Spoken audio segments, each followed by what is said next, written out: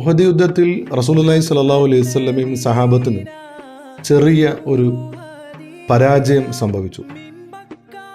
പല സഹാബാക്കളും പല ഭാഗത്തേക്ക് ഓടിമാറി. പക്ഷെ ഒരു മനുഷ്യൻ ഉഹദിൻ്റെ യുദ്ധഭൂമിയിലേക്ക് ഓടി അടുക്കുകയാണ്.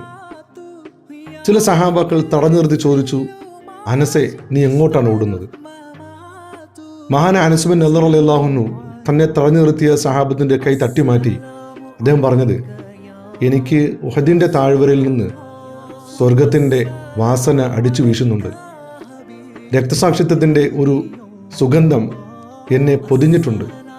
എനിക്ക് രക്തസാക്ഷിത്വം വേണമെന്ന് പറഞ്ഞ് ഉഹദിൻ്റെ ഭൂമിയിലേക്ക് അനസ് ബിൻ നളർ റളിയല്ലാഹു അൻഹു കടന്നു ചെല്ലുന്നത്.